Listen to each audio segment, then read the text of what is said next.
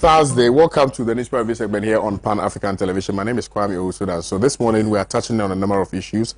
SA President chides African state over travel bans that's captured by the Daily Guide newspaper. Bagbin in trouble, sued for overseeing rejection of 2022 budget, the new crusading guide. And I saw I don't think the suit is about Bagbin. I think it's for constitutional interpretation of Article 104. By my friend Richard Delasky. Omicron coronavirus variant storms Ghana. That's on the front page of the Insight newspaper. Danso has destroyed all my home appliances.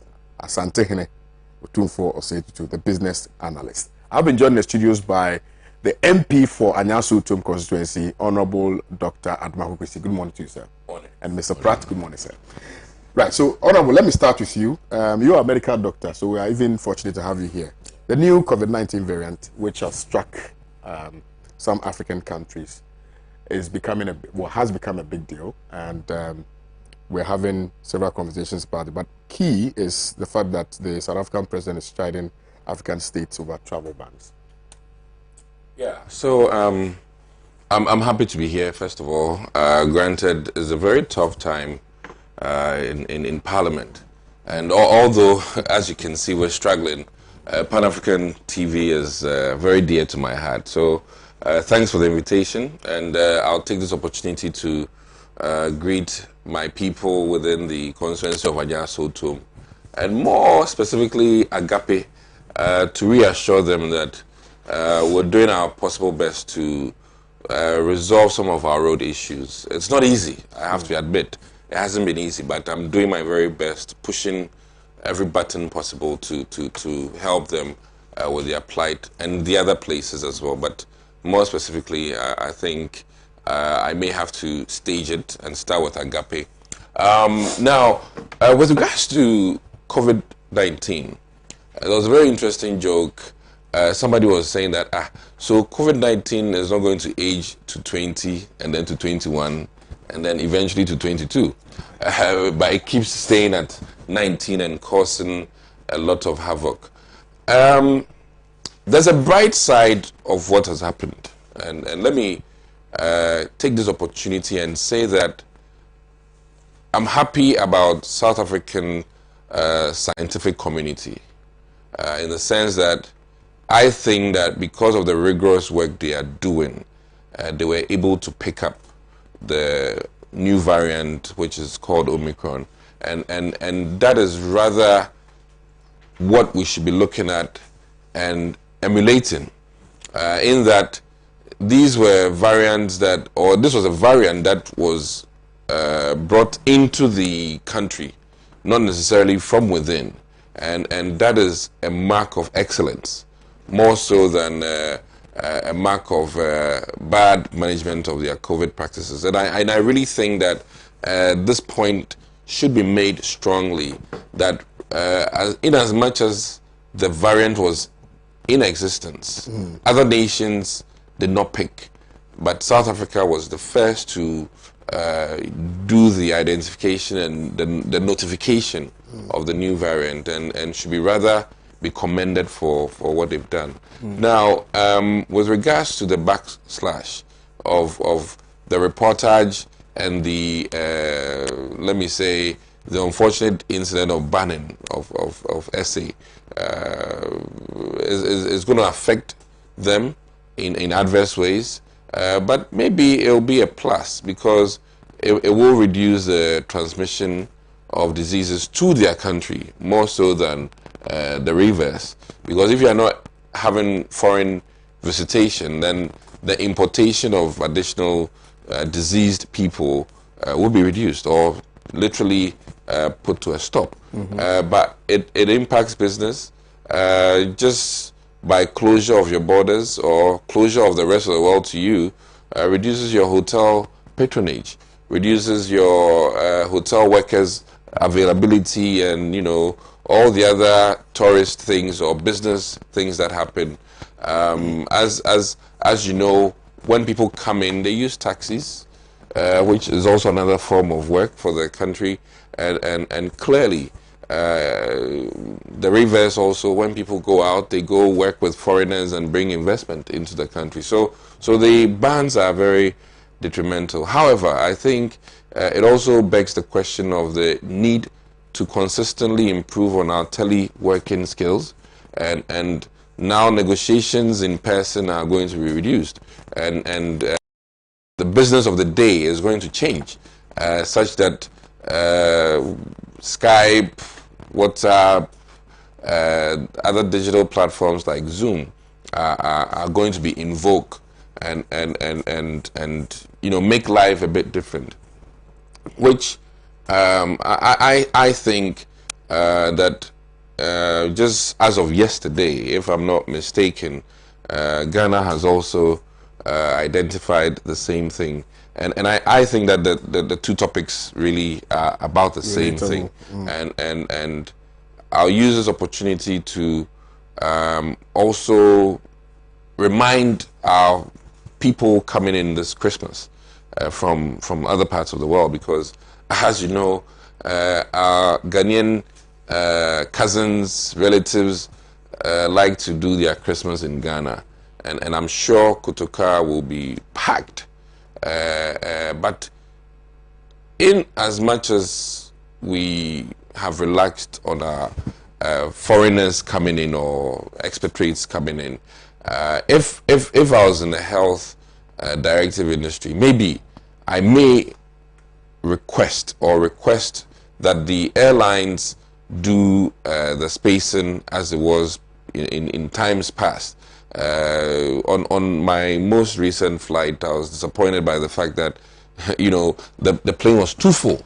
I think we may need to revisit that, where there's the spacing requirements, and that also will certainly reduce the possibility of transmission of virus. Let me still stay with you for a little while, because in your submission you were talking about the fact that there's a certain conspiracy, and that conspiracy stems from the fact that there's this presumption, albeit that it's not been justified yet, that the Omicron is a South African variant. Well, Piers Morgan, I'm sure you know Piers Morgan. Yeah, he's from. He tweeted and he indicated that Omicron is not a South African variant.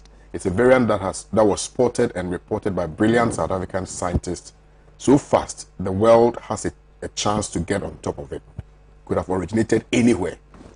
Absolutely, yeah. and as you rightly say, the unfortunate rumors that it actually was packaged by Ghanaian diplomats, which I don't know how truthful that is, and if even that is so, then that means that we have to then come and do further investigations in Ghana to corroborate the fact that maybe it's been in Ghana for longer than we know, and then more so, then also examine where we got it in Ghana from. All right. So let me also add one key thing. Just like the flu issues we've had, or even the cerebrospinal meningitis issues we've had in terms of variants of diseases or viruses, this is something that is well known and very well established, that even for the same condition, there are several variants that hit us every year, and that is why on our meningitis belt in this country, we always, as it were, do trial of some vaccines, though we are never certain the type that we'll be facing, but it helps, and people shouldn't be too alarmed, but should bear in mind that the mutations that happen with viruses is a long established science, and we are not surprised by the fact that there's a variant of COVID-19. Next year we'll have other variants of it.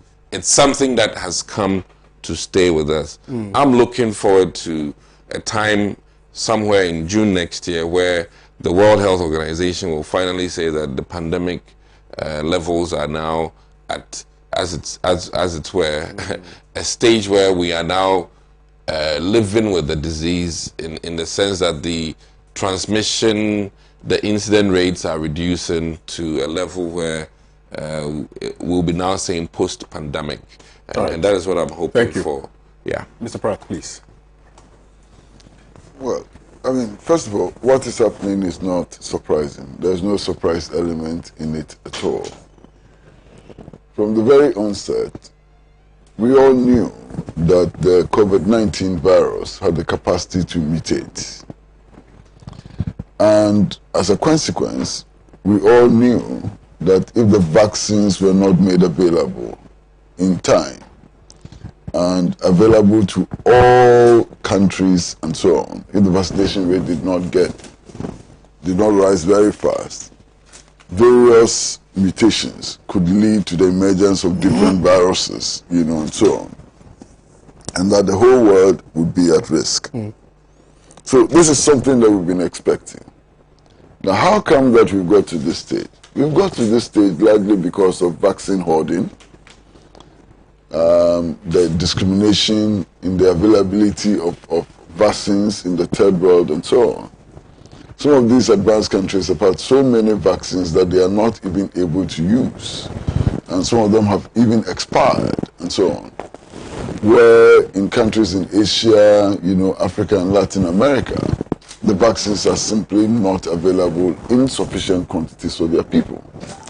So why we are here is the greed and exploitation of the Western countries, of the so-called advanced countries. They have not seen this as a problem which needs the whole world's attention and so on. They've been quite selfish in their approach to dealing with COVID-19, and that is where the crisis has begun. I mean, only last week, the Chinese president, His Excellency Xi Jinping, actually promised to make 1 billion vaccines available to Africa, which is unprecedented. I mean, 600,000, 600 million, 6 million of those vaccines are to be given to Africa free of charge and so on. And then the remaining is to be manufactured, within Africa under some arrangements and so on. That's a clear commitment to solving the problem, which commitment we haven't had from the West. You understand? Very clear commitment to solving the problem. Now, as to the origin of this vaccine, that is still in dispute. I mean, the president of Botswana, for example, says that it all began with 4 Ghanaian diplomats who were tested in Botswana and who had the new variant of the virus. Now, our own investigations have revealed that these diplomats actually traveled from South Africa to Botswana. They did not go to Botswana from Ghana. They traveled from South Africa to Botswana. And they've since returned to South Africa. So the fact that 4 Ghanaian diplomats had it had actually no link to Ghana apart from the nationality of the persons who had it. In any case, what is the point of establishing which country had it first? It's not an issue. Which country had it first is not an issue. The issue is how to confront it. Because from this variant, it could develop into another variant, and more variants could be developed as we go along. And some of the variants could become they could have very devastating consequences for all of us. For example, one of the things I'm hearing about the Omicron virus is that the symptoms do not include loss of smell and other symptoms. So it has changed. Now, from the anecdotal evidence so far, it does also appear that this spreads faster than the other viruses that we've had. Now, the global response has been, to say the least, discriminatory and racist in many senses. You have a country like Britain imposing travel bans on South Africa, when the rate of infection in Britain is far, far higher than South Africa. At the time Britain was imposing the travel ban on South Africa, Britain was recording 40,000 cases a day, when South Africa was recording 300 cases a day. Of course, the South African incidence has gone up now, but it is still less than 10,000 a day. You understand? So how come that Britain, which is recording 40,000 cases a day, pretends that it's in a better position than South Africa and imposes travel bans on South Africa when there are no travel bans on the UK? Now, this is the issue which is being raised by His Excellency Jacob Zuma, you know, and he feels that the travel bans are not based on science. He feels that, apart from the fact that the travel bans are not based on science, they are also deliberately discriminatory, and that Africa is being targeted, you know. So, and I tend to agree with the South African president, you know. In Ghana, I've read two reports. One report which says that we've detected our first case, and another report which says that we've discovered more than one case. Whatever it is, it has arrived in Ghana. Whether it is 1, 2, 3, or 10, it has arrived in Ghana. Now, the Ghana Health Service indicates that the cases recorded in Ghana so far were recorded at the airport, and that there's no indication that there's a community spread of the disease. That gives us cold comfort. It is here. Usually this is how it starts before it gets into the community, you understand? Now, it is possible that somebody who may have that variant, who may be infected by that variant, can arrive at the airport and can come into the community without detection. Because in the period of incubation, there will be no symptoms. So if you test the person will be negative. In 2 weeks' time, the virus would have fully matured and will be ready to spread. You understand? So it's a worry for me, and I think that we should do something about it. There is some assumption that this variant is not as deadly as the previous variants, and that yes, it spreads faster and so on, but its effects are not as damaging as the previous variants, Delta and others, and so on. Nonetheless, we should be worried. Our health infrastructure is not like South Africa and other places. Our health infrastructure appears to be very weak. You understand? We've had cases of shortage of oxygen in even Kolebu and so on. So we are not ready to deal with a massive outbreak. And if we're not ready to deal with a massive outbreak, then it's important to take those small, important measures now in order to prevent, you know, a huge outbreak. I move around a lot, and I'm noticing that nose mask wearing has reduced substantially. In fact, many places, many people don't care anymore. You know, sanitizing of the hands, washing and sanitizing of the hands and so on has also significantly reduced. I think it's important for our health authorities to begin to raise the alarm, to ring the alarm bells, and to get us to understand that we could be heading in a very dangerous direction. I'm happy that the Ghana Medical Association has issued a statement on two diseases. I think one is yellow fever and one is COVID-19. And they've indicated what we need to do in order to contain the situation. I do hope that this time we will listen to the Medical Association, because we haven't listened to them over a long period of time, especially with regards to the fight against the COVID-19 and some of the mutations, you know, that have come out of COVID-19. This is a science-based effort. And we ought to be listening to Ghana Medical Association more and more, you know, in order that we'll be able to deal with this situation. That's my take. It's worrying, but we can deal with it. President of the United States, that the situation,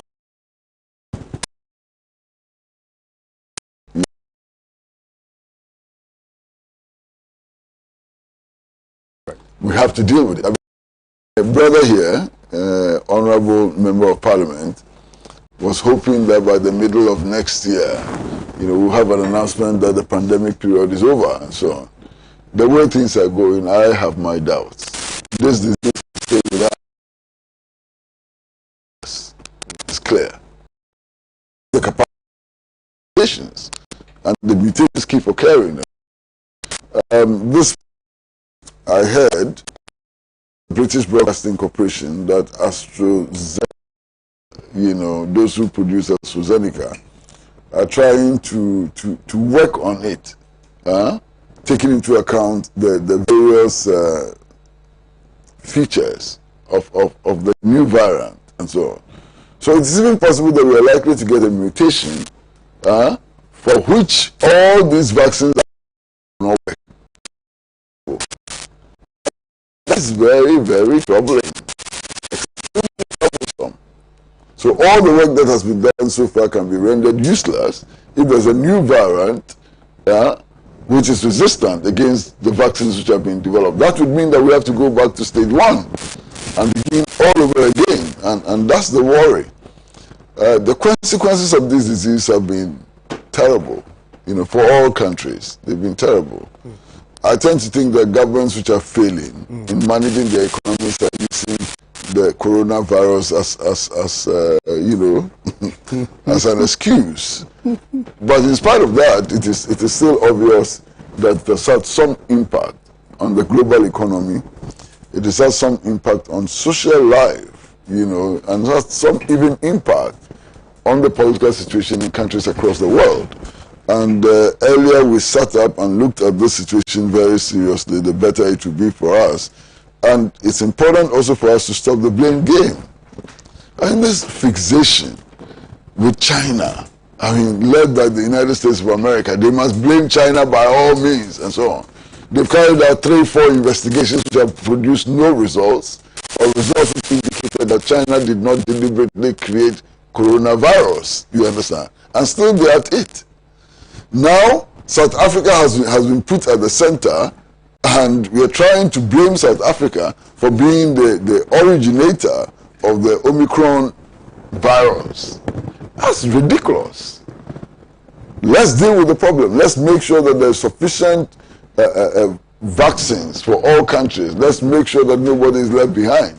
Let's stop the capacity of the virus to mutate by ensuring that we provide a certain level of immunity for as many people as possible. Indeed, the target ought to be 80 to 90% of the global population. And if you're able to achieve 90 to 80%, 80 to 90% of the global population, then we'll be in a position to prevent, you know, these huge mutations which are causing us all these problems. And so.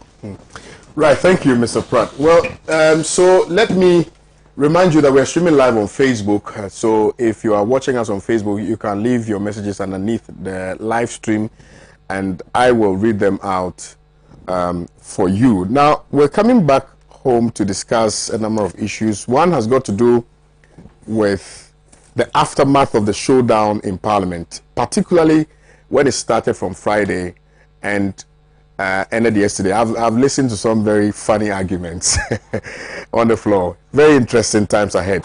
The constitutional interpretations and all of those matters have come up. Perhaps we will get a lot more in-depth understanding of what went on in Parliament and the aftermath of that, and what it means for our for our democracy and our constitution and things like that. Honorable, let me start with you. So they say Bagbin is in trouble, sued for overseeing rejection of 2022 budget. I have footages from, I think, yesterday and Tuesday. I'll be playing them intermittently, but let me just listen to you on this subject matter before we look at the other ancillary matters. Keodi, I'm happy to do a service to Ghana, especially in these hard times, and to bring Parliament closer to the ordinary Ghanaian. This is my first term in Parliament. It's been 8 months, but I must say, what is very clear is the fact that times are very different from most of the, the 6th, 7th, and 8th. Times are different. We've come at a time when we're in a pandemic. I don't think any of the other sessions or in the Fourth Republic have had this kind of experience.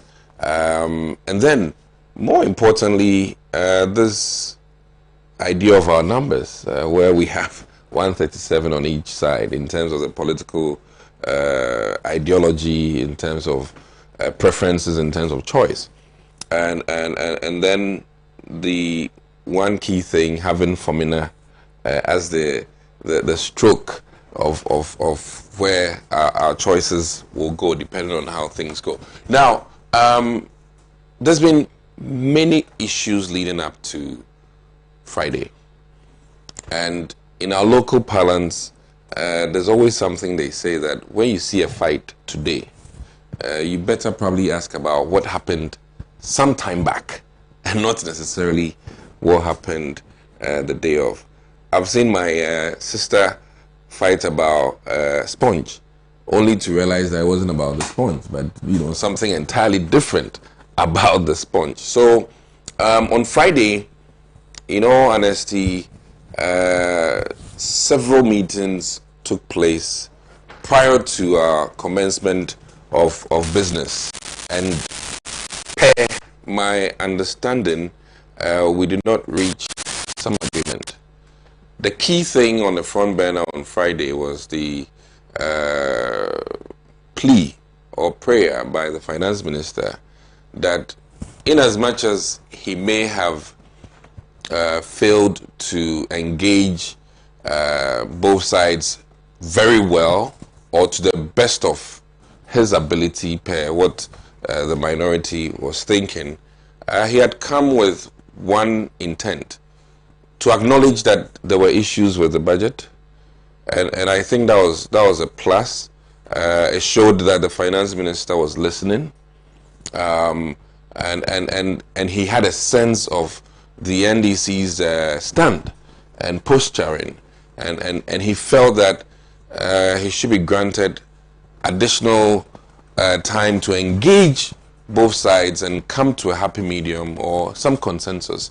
And there's one thing he said during his speech, which I've taken with me wherever I've gone, that he wanted the budget to be one where, its best will be out of a consensus and agreement between both the majority and the minority. So that was his biggest thing that he was coming to pray for. Now, in as much as wishes are not horses, it didn't come to fruition. What he wanted didn't come to fruition, and I was taken aback by the fact that in one breath, the minority wanted some changes to the budget. In another breath, the finance minister admitted that there are issues that need further hashing out, and they said they won't agree to it. So it was a bit, my old man likes the word incongruous, incoherent, in the sense that finance minister humbled himself, finance minister gave them a listening ear, and admitted that somehow we weren't ready, and that the minority should give him a chance for further engagement, and I call that extra classes.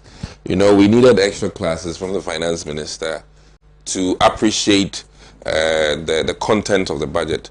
But let me state also one key thing, that I'll commend the finance ministry for something, and I think that there's always that perspective of half full or half empty, and considering the numerous things in the budget, over 100 plus policy items and budgetary needs of all the various governmental departments in this country, as we call them, the MDAs, and I think that if we are now debating largely about 5 items on the budget, considering the several hundreds of policies in this budget, I think it's a plus, and I really think that we ought to appreciate that. I mean, if you submit a huge document about 30 pages, and like I'm saying, there are 5 key items like the ACA energy, where the NDC is saying that, and they're right about it, I must admit, they're right about the fact that the language used in Parliament, the resolutions arrived at in Parliament, were not explicit or clearly stated in the budget as how we understood it. And I think that that was a plus. That is one instance where I thought the minority did a wonderful job, and Finance Minister has admitted it. Okay, and then the other thing was about the Ejapa deal, and the Finance Minister's understanding of what he wrote, and then the opposition's understanding of what they request that he does with Ejapa, and then the Kita sea defense, and you know, KOD, even doing a KVIP in my municipal, if not for entering government, I didn't know that it takes so many signatures to complete a KVIP. So if members would admit and be fair, Kita sea defense job is not a small job, and I don't think that overnight Finance Ministry can have the estimates and come out boldly saying that, oh, this $2.5 million project, or I'm just stating a figure, or this $10 million project can be incorporated in the budget, and I'll be coming chest out to agree. And these are the core issues, and to also touch on the e-levy, where in the early stages the minority's stand was that no to e-levy entirely, where Finance Ministry also felt that, listen, making a change of even 0.2, looking at the enormous population that this pooling is going to come out from, making even a change of 0.2 or 0.5 or 0.6 means that a lot of the estimates in the budget will have to change. Because if you are projecting maybe to even earn $500 million and you drop it by a percentage of 0.2, it drops your revenue, and once your governmental revenues are dropped, then every other project has to be squeezed, invariably. So these were the prayers of the Finance Minister, though unfortunately on the D-Day, which was Friday, it didn't turn out as something that the House agreed to, because when the voice votes were done, Mr. Speaker had more no's than the yeses, and no fault of his. I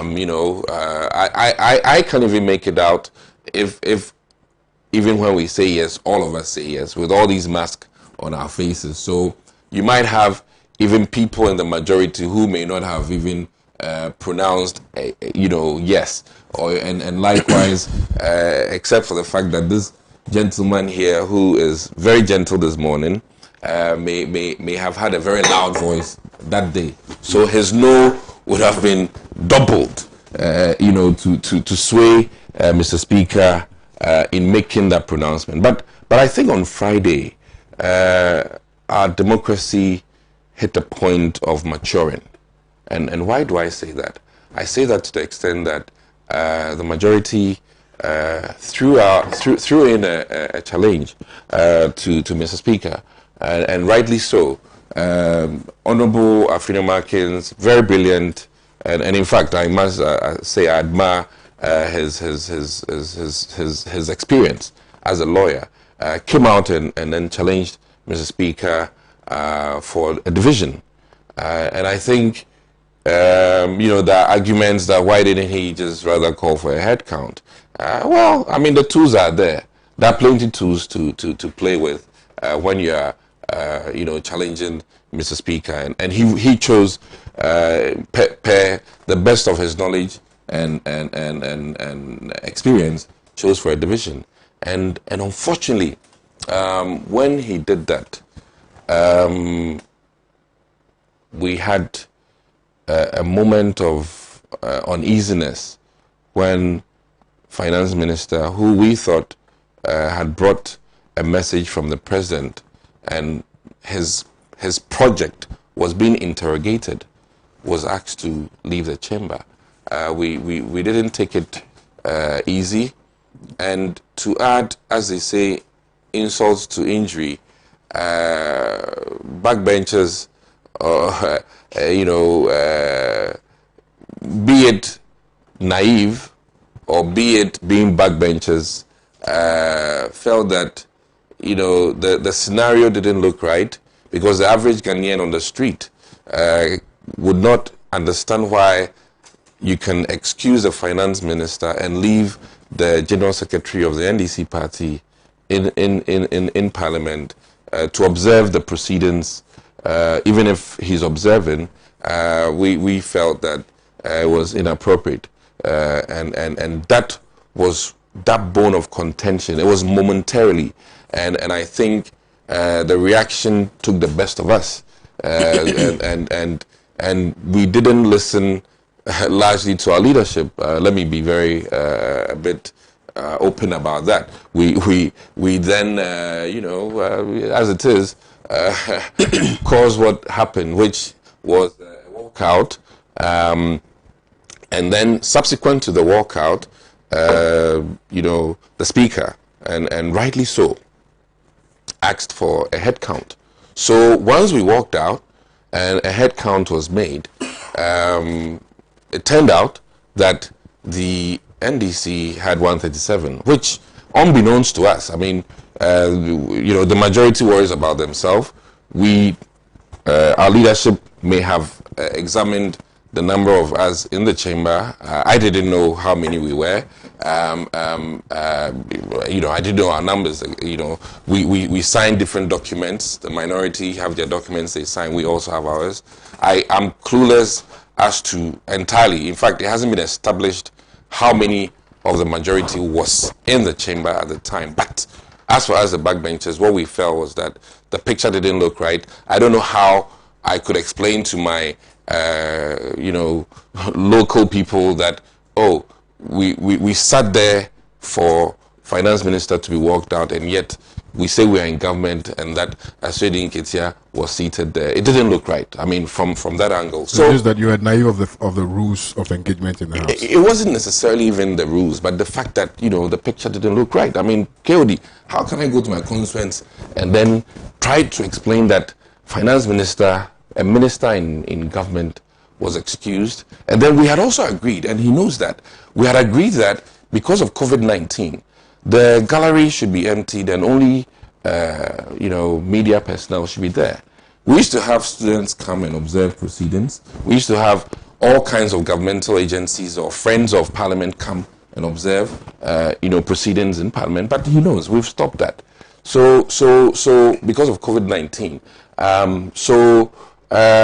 when the agreement was that the media house should be there, we thought that if you are pushing finance minister out of the plenary, and the average Ghanaian, like I said, doesn't know what plenary and gallery is, and that picture didn't look right, and that is why we staged the walkout. Now, be it as it may, one thing that has become very clear, and I think that as we engage further, I am pleading with the NDC to acknowledge one key thing, that either way, 138 is the agreed upon number for posing the question in Parliament or continuing with a project.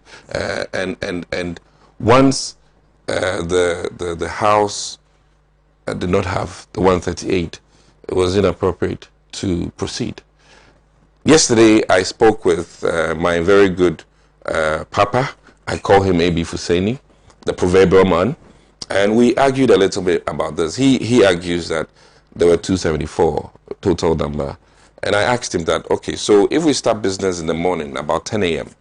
with maybe the president coming to make a speech, and in the morning we are 275, and business continues till about 3, and we do a head count around 3 o'clock, and we are just 96 in the chamber, can we proceed and take a decision? And he said no. And it is, you know, because if that was if that was not the case, then there was no need for a head count. If you're, you know, because at any stage in the process, some parliamentarians might be out of the chamber, and rightly so. Even when we called for a division, if some of our members were in the loo, I mean the gentleman's room, I mean the women's room, taking a piss, they might be prevented from coming inside, which then doesn't matter whether you're on the premises or you're 5 minutes away from the chamber.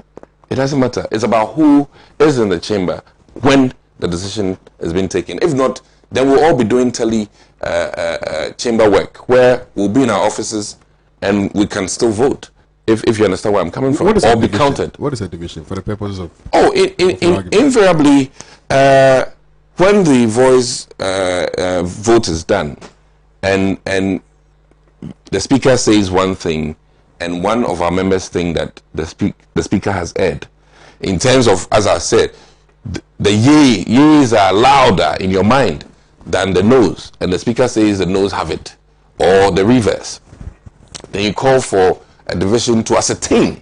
So the speaker will then come and literally repeat it to be sure if the yeas he's hearing is not because Muntaka and you know, all these cool guys, you know, Sam George and co have double voice. When I say double voice, the more bass, you know, bass drums and things like that. So it is really to ascertain, and the speaker did the right thing, which would have been eventually to do a count, because if you count, then you know that 6 will be 6 loud voice, 10 will be 10 loud voice, and in as much ascertain that the yeas are 102, the no's are 101, or whatever the variation is.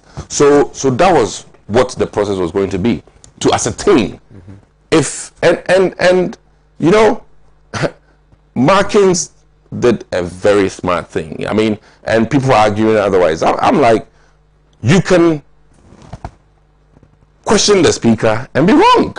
There's room for that. It rather gives us surety that what the speaker has pronounced is right. And it also puts out all doubt that the yeas or the no's didn't have it and the speaker made an error. So I think that for democracy and for maturity in Parliament, what Honorable Afeni Markins did was excellent. Okay. In the sense that he was going to bring to bear the true numbers. Because, like I said, majority can't know what the NDC has. And so, I think that the opposition, the minority, should be clear about one key thing, that 138 is the number. 138 is the number. And if you don't have that, you don't have the appropriate numbers. I see. So yesterday, on Tuesday, you guys had 138, right? Yes, we did. To form a quorum. Yes, we did. And to vote. It says present. You see, if you look in the literature, it says more than half present. More than half present. Voted. Yeah. And then let me add one key thing.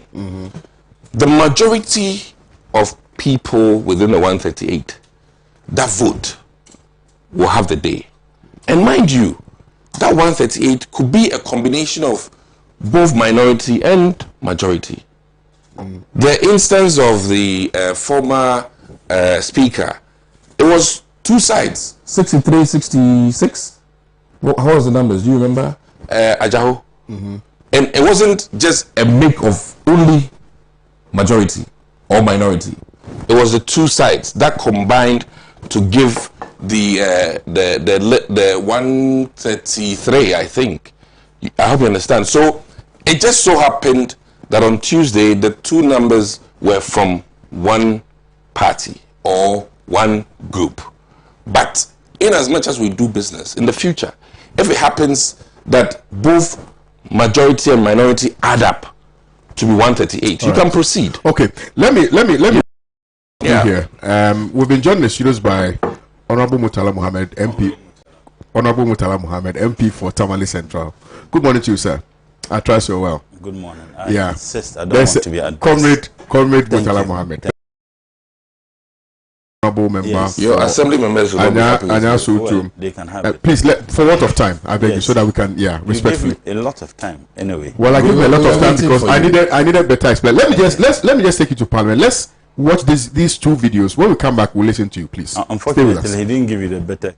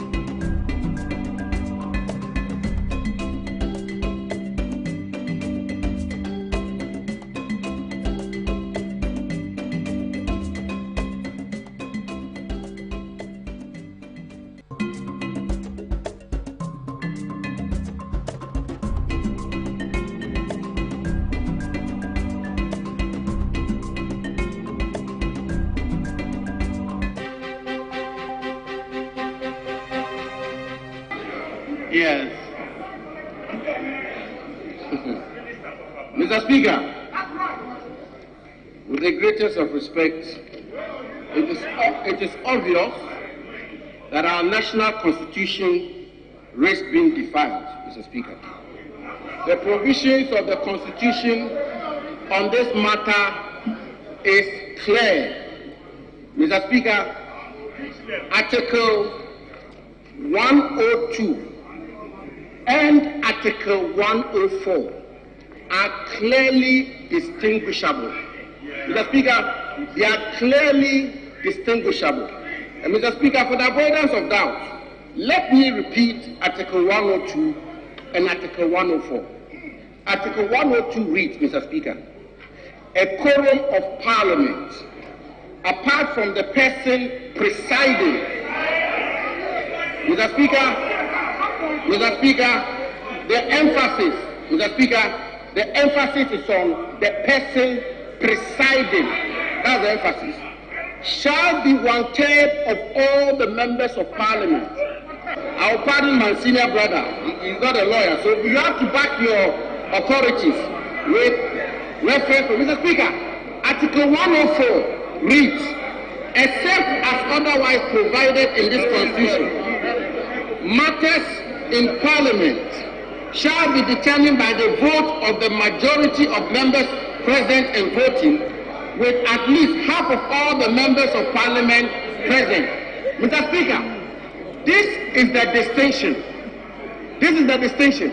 The distinction is that whereas in Article 102, the framers of the Constitution deliberately mention the person presiding for purposes of quorum for conducting business, in Article 104, the framers of the Constitution deliberately omitted mentioning the person presiding. A few matters, though, which I wish to clarify. First, it must be clear that a deputy speaker is not a speaker.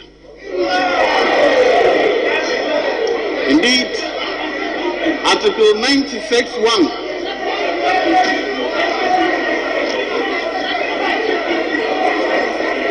Article 96(1) of the Constitution says, and I quote,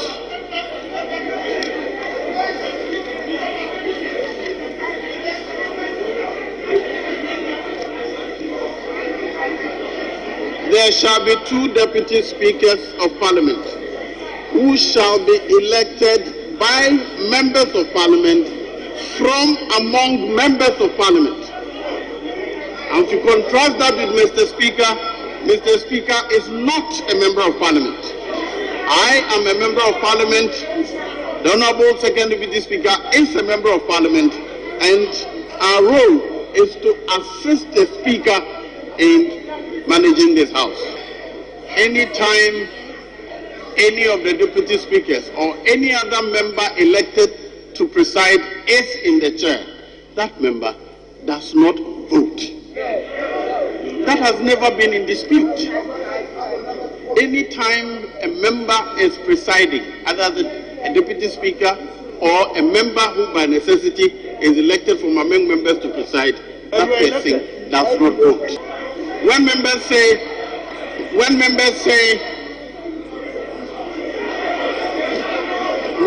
argue that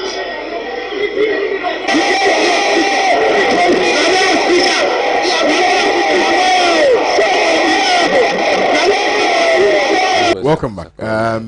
Yeah, so you just watched two videos, one by the first deputy speaker and one by Abuja. Honorable, let me come to you straight. I thought you would have 15 minutes. I thought you would have played the video of Honorable Ayerga's contribution and that of Honorable Ayeni. Yeah, because what my brother Abu did was that. But I think you can also do. Yes, he was just speaking English. In the first place, my friend made some submissions, and he talked about the fact that if you are out of the chamber and they are voting, you'll be prevented. That is not. That was only in the 1979, parliament. In this parliament, once the voting is going on and you come anywhere as a member of parliament, you would have to be allowed entrance. And I think that the framers of the constitution were mindful of what happened in the rejection of the budget of President Hila Liman, that when the minority at that time realized that 3 members of the majority at the time were in the loo, so they deliberately moved the motion. And interestingly, it was the father of this current minister for finance, who was the ranking for finance, who moved that motion. Let me put the facts bare as to what happened, because I realized that he spoke about what happened, culminating to what happened yesterday. Absolutely. We have 137 members, MPP 137 members, and an independent member.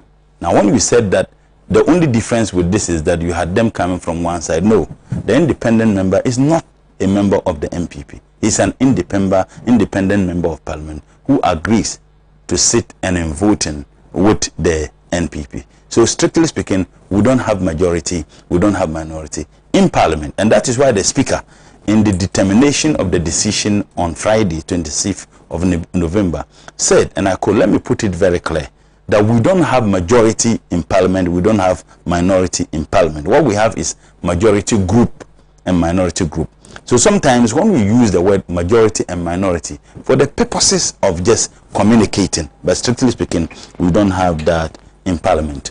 Now, the standing orders of parliament, when a motion is filed or moved, for the motion to be approved, you must have more than 50% of members of parliament present and in voting. There is a present or voting. And I'm using this, if you look at Article 104 for a purpose, present and in voting. Now, so what happened on Friday was that you had 274 members of parliament coming to parliament and signing. The signature is not done at the precinct of parliament. The signature of attendance is not done in our offices. The signature of attendance is not done in the coffee shop. The signature of attendance is done in the chamber. So when you get to parliament and you have taken your seat, then they will bring it for you to what? To sign. So the moment you sign, you have registered your participation in the work of parliament on that day. So this argument of that there were just 137 and therefore a decision taken for me is void. Right. Again, parliament was not adjourned, it was suspended. It was suspended. The speaker suspended sitting, after which we then came and took the motion. And in fact, the motion was moved, seconded. The motion was moved for the budget, seconded before the suspension was done. Now, voice vote was actually done. And if you look at the standing orders, once the voice vote is done, and you are not comfortable with the ruling of the speaker, the standing orders gives you 2 opportunities. You either call for division or you call for head count. What Afenyo did, and I realized my friend was praising my good friend, there's nothing to praise about it. He did what the standing orders asked him to do. When the voice vote was done, it was very clear. It's not about we having loud voices. It was very clear that majority of the respondents responded no to the budget. But Afenyo, as the deputy leader of the MPP caucus, challenged the ruling of the speaker. And the speaker then, and he rose and said that he was calling for division. He could have called for head count. For you to know that it was a predetermined action. What Afenyo would have done would have been that he would have called for head count. But he knew that we had our 137 intact. And he knew that Honorable Adjosafo was not there. Yes, Adjosafo was not there. So if we have 137, excluding Adjosafo, even with the independent with them, and they have 137, by the standing orders, any motion that you have equal number of voting for or against, that motion would have been deemed to fail. So he knew that because Adjosafo was not there, and because they also checked in our signings that we had all our 137, and they had 137. So if you have 137, they have 137. If the motion is moved, and the respondent was that the no had it and he challenged, he didn't ask for head count, because if they had called for head counts, it would have been equal numbers voting for or against, and clearly the budget would have been rejected. Now he called for division. When you call for division, what happens and per the practice? The speaker will ensure that anybody who is not supposed to participate in the voting leaves the plenary. At that time, you had 3 ministers who were seated in the plenary. Because it's voice vote. For you to determine, you can't determine who responded yeah and who responded no. The speaker then asked the Minister of Finance and other 2 ministers, Transport and State. Yes, to leave the chamber. Now, he told them they were seated. He then asked the marshal to get him out. As a matter of fact, the speaker is the leader and the master of the house, not even the president. If the president gets into the chamber, he must succumb to the dictates of the speaker. As a matter of fact, the legislative arm is not a wing of the executive. The legislative arm is an independent arm of government that has or supposed to have equal powers with their executives and has a responsibility to checkmate the executive in its discharge of its responsibilities and duties. So within the parliament, if the president or the vice president was there and the speaker asks him to leave and he refuses, the speaker would have still called on the marshal to walk him out. Now when he said that, you had a level-handed MP who is still learning the rudiments of the house. To be very honest, when I went to parliament level, I had to learn the processes. It takes time for you to abreast yourself with the procedures of the house. You had this gentleman who spoke into the mic. You know, in parliament, you can say anything as long as your mic is not on. Everything that is said in the mic is recorded. So that's why you can find people, they can shout, they can insult, as long as it is not, the mic is not on, it is deemed to be mute. Now this gentleman on it introduced himself as the MP for Mpaiso, right? And said that they would, if I say don't get here, the public gallery, and by the way, we never took a decision that no one should sit at the public gallery. We still have people who come. The public gallery is open to every citizen of this country. So the track pusher at Agbobulushi can decide that today, I want to go and witness what happens in parliament. When he comes there, they have no reason, except if the place is full, to deny him entrance. He has to go and sit there and witness what the members of the legislature do for and on his behalf. Asedin Ketia was not the only person there. There were other MPP members who were at the public gallery. Now, what the gentleman did was that if Asedin Ketia doesn't leave the public gallery, then they won't. And allow this gentleman to commandeer your entire leadership. It is not an issue of they refusing to listen to their leadership. As a matter of fact, their leadership listened to the backbenchers. And it is not only the backbenchers. It was a level-handed MP who is still learning the rudiments of the house. He commandeered them out. When they went out, per this record, and we have been vindicated, this is the vote and proceedings of 26th of November 2021. If you check the votes and proceedings, you have 274 members of parliament signing to be those who were present on the day. The only member of parliament who didn't sign, and her name is clearly stated. Then there's no need for head count. You see, the following honorable members was absent with permission, and that member was Safo Sarah Ajua, Miss. That's what they have there. It was only Ajua Safo who was not there. So we have even been vindicated. Now, once you entered into the chamber and you signed, you are deemed to have been present. Now, what then happened was that the motion was moved before they staged the walk out. The motion was moved, seconded, and that's where they are not getting the issues very well. The motion was moved, seconded, debated upon. The only option that was left was to put the motion to voting. So when you argue that it was only 137 members, you are misleading your following. Because the moment the motion is moved... But we didn't ask for the head. No, I'm saying the whole. I'm saying the moment the motion is moved, seconded.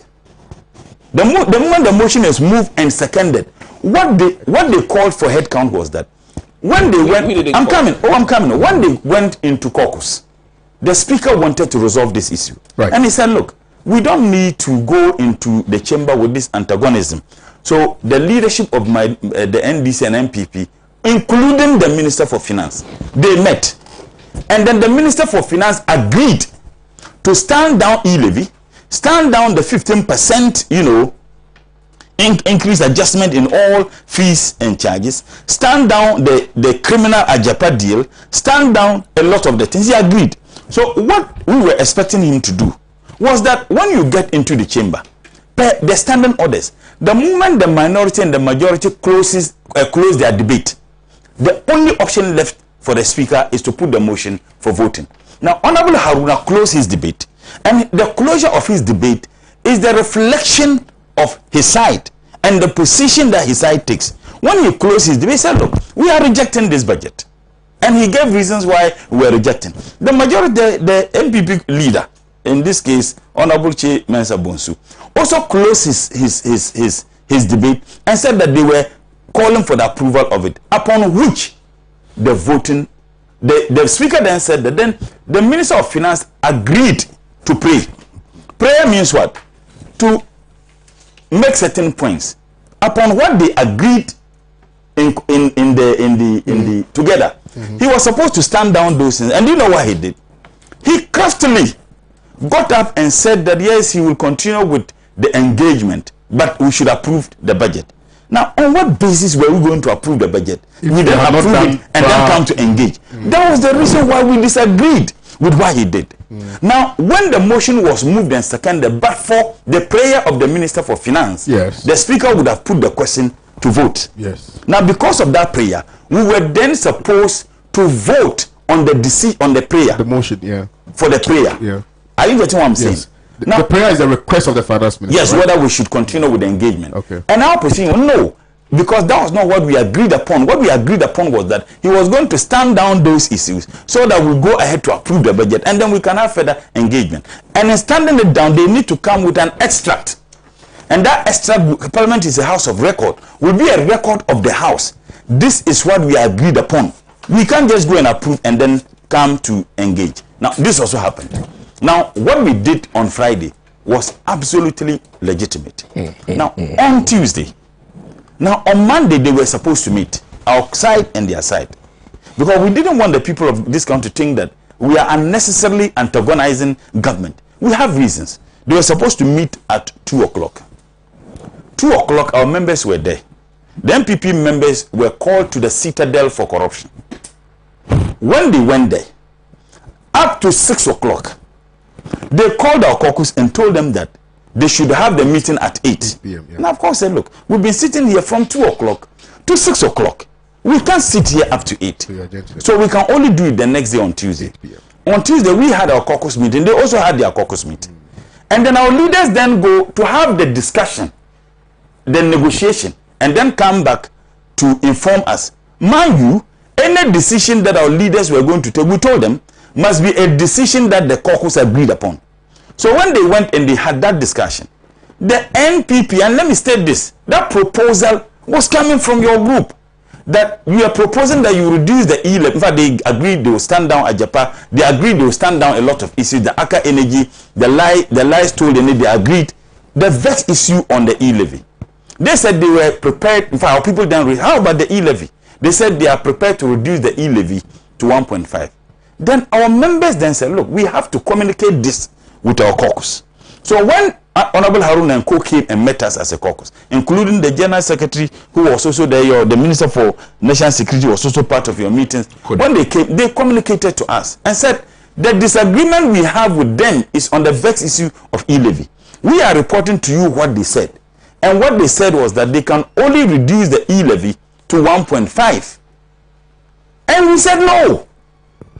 It was then that someone raised an issue that if you listen to all the aspects, including the Isa and Eko, the aspect we brought to who came the post-budget, review workshop review to tell us about, and all the aspects condemned the E-levy, but they all made suggestions that if government could make it even 0.5, considering the economic hole that we have been sunk under this incompetent and corrupt administration. Now, when they raised that issue, they added all those two. No, I'm just saying, but this I just okay. I'm just checking. So when they raised those issues, my point was that, in fact, some of us, our position was that we won't accept the E-levy in any form or shape. Then our leadership took what our position was. No, we are not accepting the E-levy in any form or shape. So the leaders were then going back to report to the MPP caucus. Look, even the 1.5% you are suggesting, our caucus position is that we are not accepting the E-levy in any form or shape. When they went, the meeting collapsed. When the meeting collapsed, then they then told us very clearly they were going to do what they did on that day. Now, we were left with just one option. That option was to go in there to fight. Because the first deputy speaker indicated what they were going to do. And we're not going to sit by. Yes, we're not going to sit by to allow them to do what they told us they were going to do. And the only option left with us was to go into the chamber to fight. Then the decision was then that, look, what happened on the day of the elections of the speaker? There are Ghanaians who are not happy about the spectre, what they saw. So they can't do the unthinkable. The reason why Joe Wise counted himself is because after we rejected the budget, they held a press conference and said that 137 could not be taking a decision, even though he stopped short of indicating that 274 members signed. Present, So in order for them to justify what they did on that day, they must find a justification for 137 to undo what 137 did, which they condemned anyway. So that was the reason. If you look at the standing orders, once you are a speaker, standing order 1091 talks about how decisions are taken. Please add 3. I'm saying I'll come to 3. Talks about how decisions are taken in should be stepping down. Yes, and it is in line with Article 104. If you read Article 104, it didn't end at where they always end, conveniently.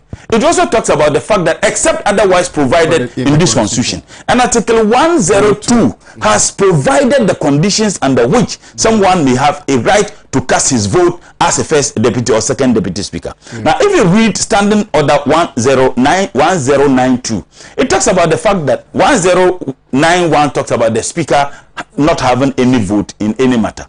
1092 talks about the fact that if any of the deputies is sitting instead for the speaker, he loses that right to vote.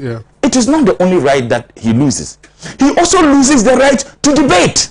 Yes. He also loses. They are not talking about that. So the speaker has not been debating. Hold on. I'm saying that when you talk about the fact that when he introduced himself, he said, I am the MP for Bekwai.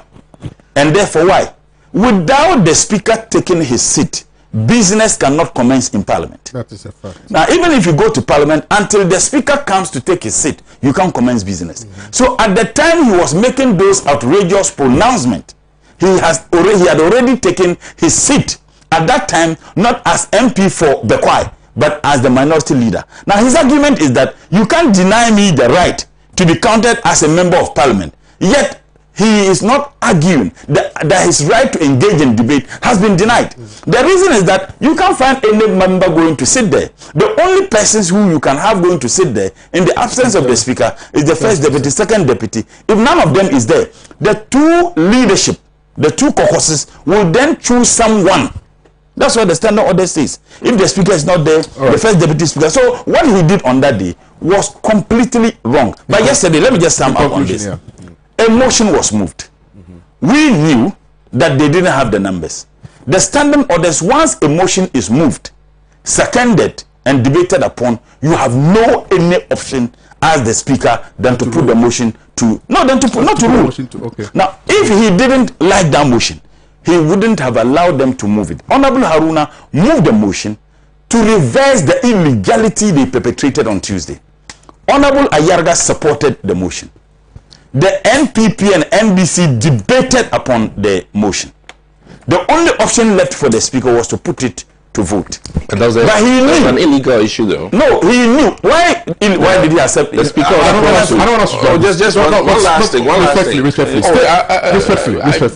Let him make that. No, I'll let you do that. But he should have had prior notice of this motion. The Parliament is the master.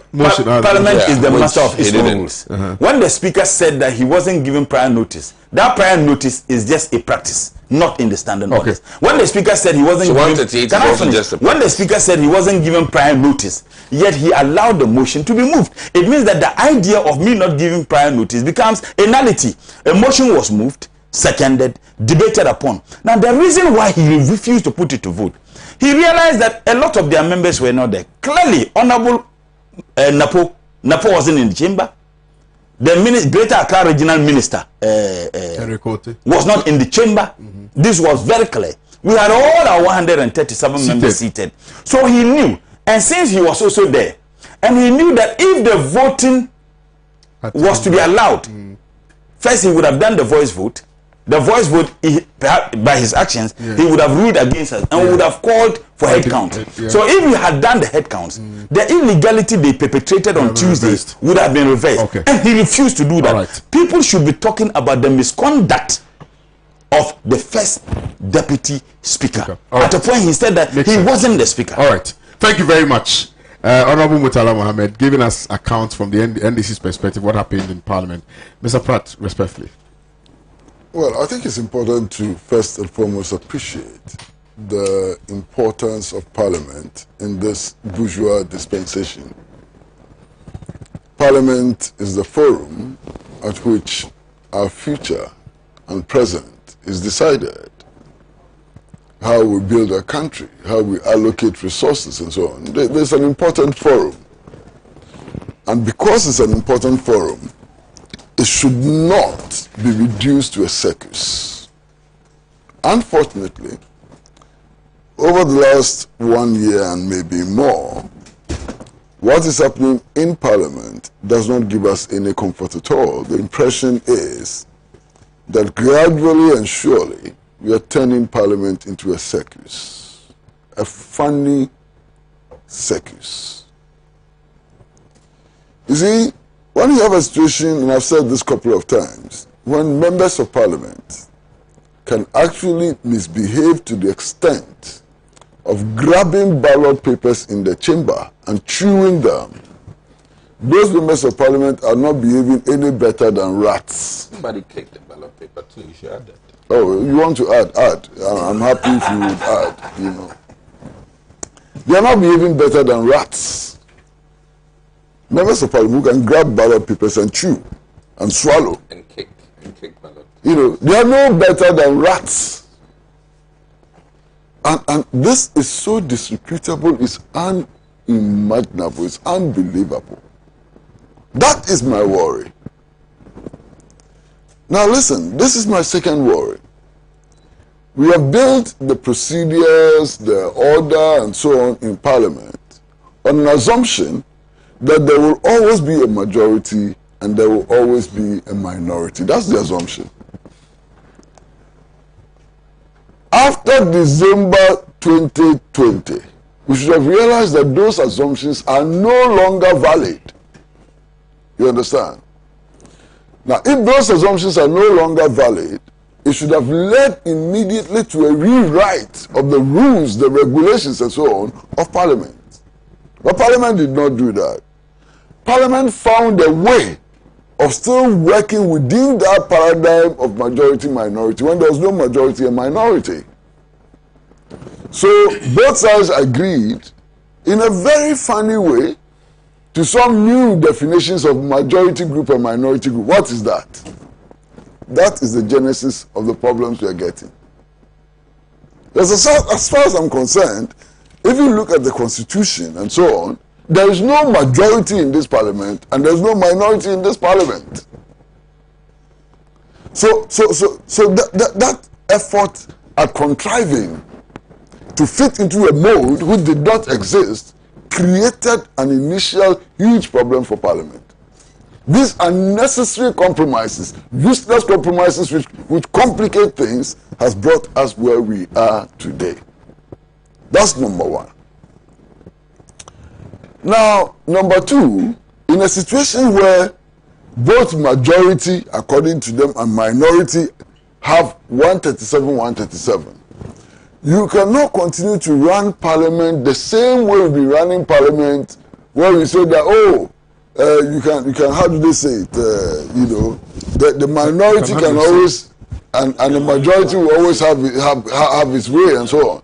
That is a cake. It no longer works. But if you look at Parliament, that's how they are still working. Even when there's no majority and minority, they are still saying that minority can have its say, majority will have its say. Have your way with 137. and ab initio, you are disadvantaged. Because the national constitution says that 50% of the ministers must come from Parliament. So you are immediately disadvantaged. Trying to get 137 MPP members of Parliament into the House is a nightmare. It's a nightmare.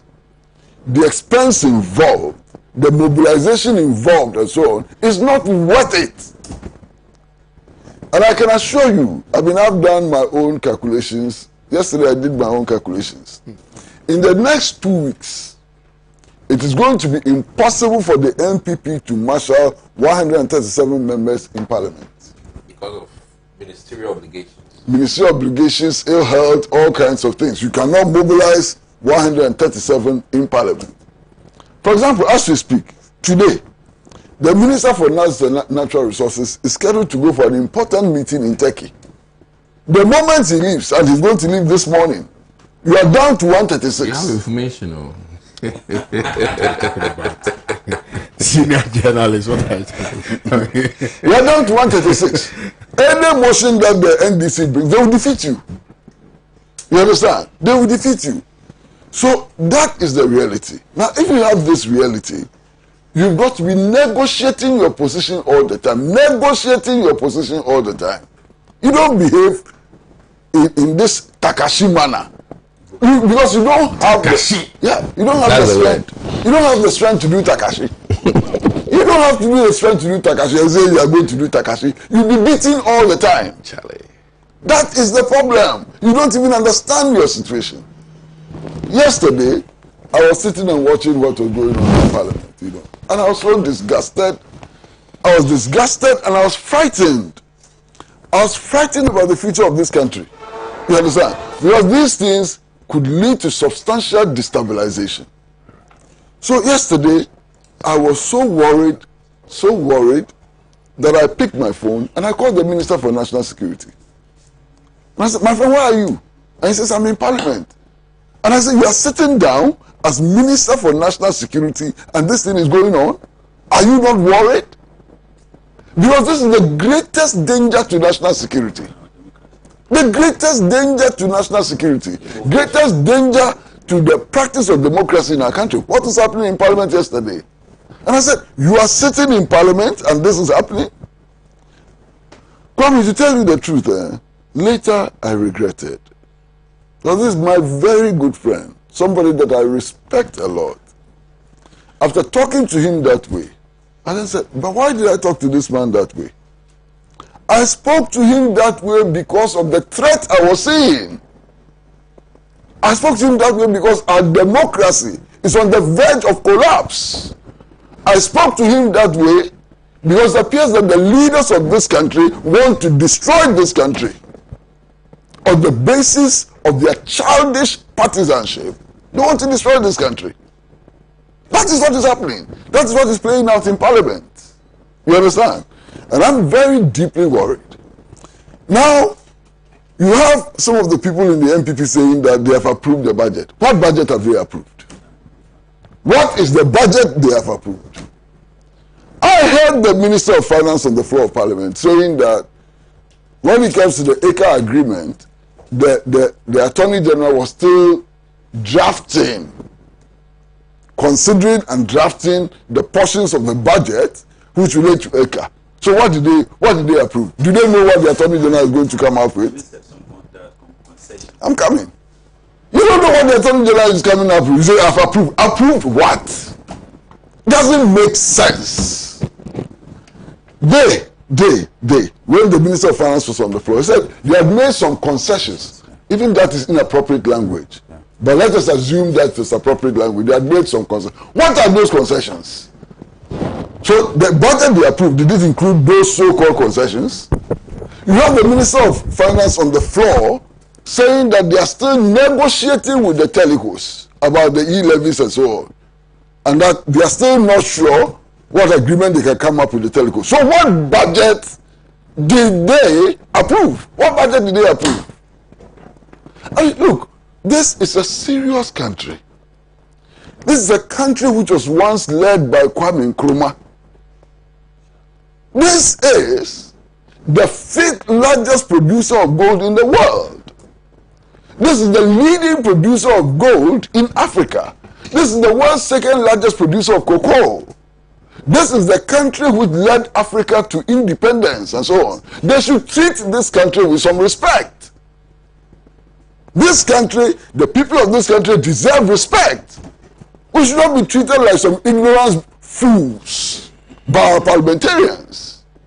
By some of our parliamentarians. Yes, some. Rightly so. Yes. Not all of us, Daddy. By Not some. all of us. That's what is happening. They are treating us like fools. You come and tell us that you have approved a budget when you don't even know what is in that budget. What is that? This is a budget which has been voted on. You understand? And my brother, there is something which is very important. This is the Hansard of Parliament. And I've just read it this morning.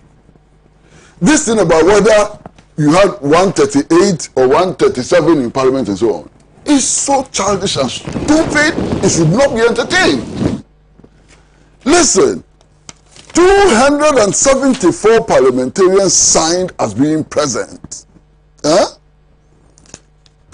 Sitting was suspended at 1:25 p.m. Sitting resumed at 4:05. A motion was tabled with 274 members present in the House present. The debate started. A statement of prayer was made. Sitting was, question was put, and prayer disagreed to by voice vote. So the process of voting has started. Process of voting has started with 274 members present. When the MPP caucus realized that they were going to lose the vote, they then staged the walkout. What is the validity of that? And the head count was in the middle of the voting. I mean, when the voice vote was taken, it was part of the process, the same process. different question though. But the process of voting has started.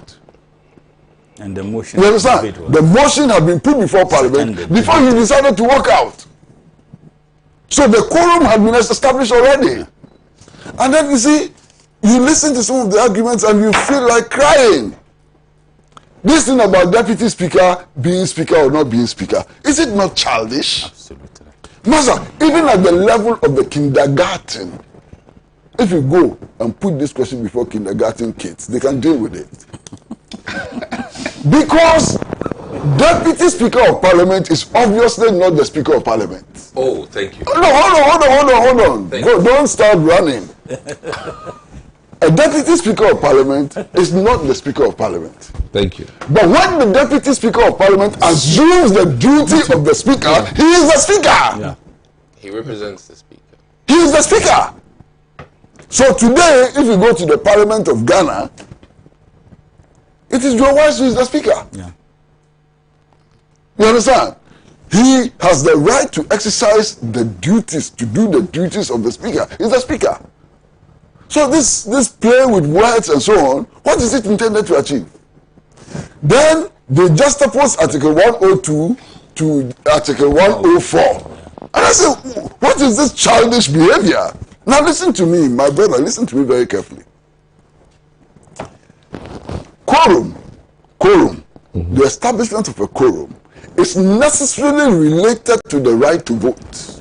If you don't have a right to vote, you cannot be counted as a quorum. Yeah. Yes. You cannot be counted as a party quorum. So what is this joke about just opposing Article 102 to 104? A distinguishable. The principal thing is that to be part of a quorum, you have to have the right to vote. Casting vote, yeah. So when the Right Honourable Joe Wise sat in the chair of the speaker and pronounced himself as part of the quorum, what did he think he was doing? No, he was saying that he has the right to vote. What did he think he was doing? In fact, if you look at, I think it's Article 102, I'm not sure, Article 102, which says that whoever presides in Parliament does not have an original vote and does not have a casting vote. It is clear. 102 and Standing Order 1092. It's clear. Does not have an original vote and does not have a casting vote. So it's so clear. Now, listen, this is where we are. From today, as they say in local parlance, from today going. As they say in local parlance. From today going. What is going to happen? So today, NBC angry with the fact that NPP can never today garner 137 votes. They go to Parliament and say, yes, we are reversing all the decisions that has been taken. What is going to happen? They will have to walk out again. They will either have to walk out again, or the Speaker unilaterally will have to rule a motion over which he has no right to rule. You understand? And then let us assume that NDC manages to get a vote and they defeat the NPP today in Parliament. So the NPP is going to spend a lot of resources and so on to make sure that sometime next week they get their 137 in Parliament and then they go and change it. And then we know that 2 days' time they will not be able to get 137. So bam. What is happening? Parliament has been destroyed. Yeah. The efficacy of Parliament as an institution has been destroyed. When the most sensible thing to do is for the two sides to negotiate and come to a compromise. That's all. We are willing to. Yes.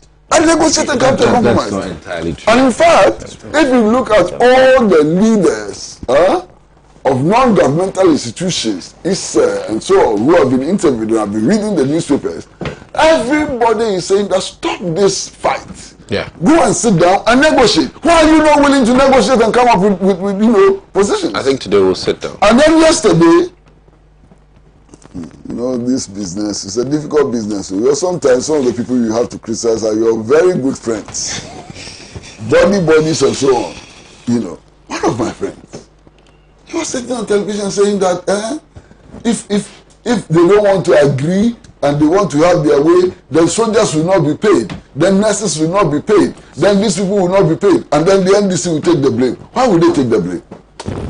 It is two sides which are refusing to work together to reach an agreement. We have to. So if somebody has to take the blame for teachers not being paid, for soldiers not being paid and so on, it is both NDC and NPP, not one side. In any case, who says that soldiers, nurses and so on are not interested in reducing the hardship that we are facing? Until recently, the cost of a gallon of petrol was 16 cedis. Today is more than 28 cedis. Worldwide. No, Ghana.